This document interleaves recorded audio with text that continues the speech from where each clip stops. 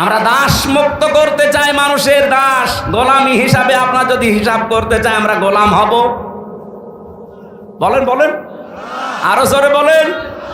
এদের নিবন্ধন কেড়ে নিয়েছিল এই একটা কারণে। এরা যদি বলতো যে না আমরা মানুষের দাস, মানুষ আমাদের ক্ষমতায় বসানোর উৎস, এদের জীবনও নিবন্ধন কেড়ে নিত না। এরা বলেছিল না জমিন আল্লাহর, এখানে হুকুম চলবে আল্লাহ। এটা রেকর্ড হচ্ছে, তো এই জন্য বলছি সারা দেশে ছড়াচ্ছে। যেখানে যে শুনতেছেন আমি ওপেন বলছি, অনেক বড় বড় আলেমের মুখ দিয়েও আমি শুনেছি তারা বলে বাংলাদেশ জামাত ইসলামের আকীদা ঠিক নেই। আপনি এরকম ডাহা মিথ্যা কথা এই মাজলুম দলের ওপরে দিতে পারেন না, আপনি জালেম হয়ে কিয়ামতে উঠবেন। বাংলাদেশ জামাত ইসলামের আকীদা হচ্ছে জমিন আল্লাহর, এখানে সিদ্ধান্ত চলবে আল্লাহ। এর বাইরে যদি জামাত ইসলামের আকীদা থাকে আমি এই মুহূর্তে তওবা করে চলে আসবো।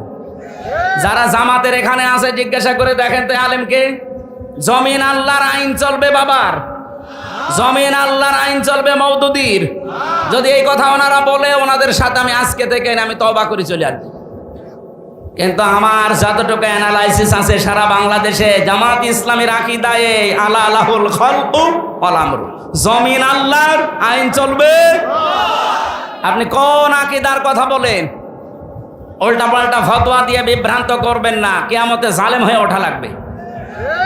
5টা কর্মসূচির প্রথম নাম্বারে এইটা যে আমরা দাসত্ব মুক্ত করতে চাই মানুষকে, মানুষের গোলামি থেকে, মানুষের দাসত্ব থেকে মুক্ত করে গোলাম বানাবো কার? আর এই কর্মসূচিটাই বাংলাদেশ জামাত ইসলামের হাতে, এদের প্রথম কাজ এইটা। 2 নাম্বারে মাসগবা মানে কি? নিঃস্ব অসহায় যারা, এই মানুষগুলোর কাছে যারা ছুটে যায়। আগস্টের 5 তারিখের পরে বাংলাদেশে বন্যা দেখা দিয়েছিল ফেনীতে, দাদা বাবুরা ছেড়ে দিয়েছিল পানি, কত মানুষ হাবুডুবু খাচ্ছিল। এদেশে কত টাকাওয়ালা মানুষ আছে, কেউ তো এগিয়ে গেল না।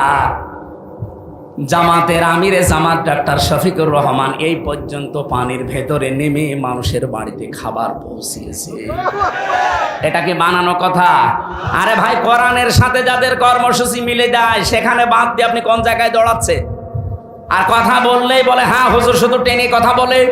টেনে কথা বলা কোরআন শরীফ মেলে তাদের সাথে, আপনার সাথে তো একটাও মেলে না। আপনার সাথে একটাও মেলে না, তে আপনার দিকে আমি যাবো কি? আমি কি বানাবো কোরআন শরীফ?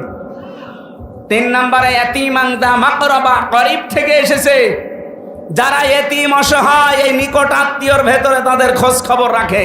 আর বাংলাদেশে আপনি দেখেন একামতে দিনের দায়িত্ব যারা মন থেকে পালন করে, লোক দেখানোর জন্য না, যারা মন থেকে পালন করে এরা আত্মীয় স্বজনের হক আদায় করে। হ্যাঁ, কিছু হয়তো সমস্যা আমাদেরও আছে,